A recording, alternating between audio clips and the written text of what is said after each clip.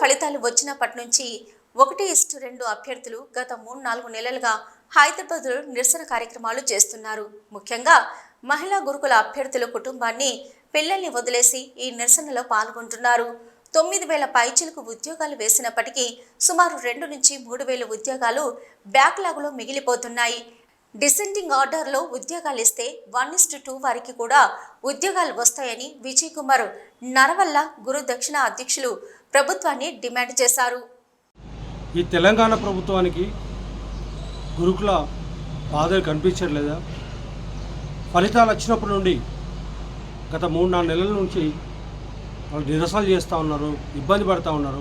కుటుంబాలను వదిలేసి, ముఖ్యంగా మహిళా గురువులు అయితే వాళ్ళ పిల్లల్ని ఇంట్లో వదిలేసి హైదరాబాద్లో రాస్తారోకలు చేస్తూ ఉన్నారు, ధర్నాలు చేస్తూ ఉన్నారు. వీళ్ళ సమస్య ఏదైతుందో ఈ సమస్యని గవర్నమెంట్ పరిష్కరించవచ్చు. వాళ్ళు కోరుకుంటున్నది ఒకటే, 1:2 వచ్చిన గురువులందరూ కూడా మరి గవర్నమెంట్ ఒక స్పష్టత ఇవ్వాలి, ఉద్యోగాలు ఇస్తుందా లేదా, లేదు అంటే మరి ఒక వెబ్ నోట్ రిలీజ్ చేయాలని వాళ్ళు కోరుకుంటా ఉన్నారు.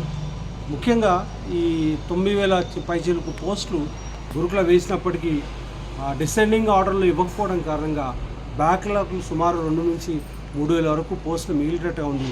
అలా బ్యాక్లాగ్ లేకుండా డిసెండింగ్ ఆర్డర్లో అందరికీ ఉద్యోగాలు ఇవ్వాలని చెప్పేసి 1:2 వచ్చిన గురువులు అందరికీ కూడా ఉద్యోగాలు ఇవ్వాలని చెప్పేసి వాళ్ళు ధర్నాలు చేస్తూ ఉంటే ఈ మంత్రులకు, ఈ ప్రభుత్వానికి కనిపించట్లేదని చెప్పేసి వాళ్ళు బాధపడుతున్నారు. ముఖ్యంగా మహిళా గురువులు అయితే నేను విజయ్ కుమార్ నరవల్ల గురుదక్షిణ రాష్ట్ర అధ్యక్షుని ఈ గురుకుల సంబంధించిన ఈ ఆస్పిరెంట్స్కి ఒక స్పష్టత ఇచ్చి తెలంగాణ ప్రభుత్వం వెబ్ నోట్ రిలీజ్ చేయాలని చెప్పేసి నేను కోరుతా ఉన్నాను.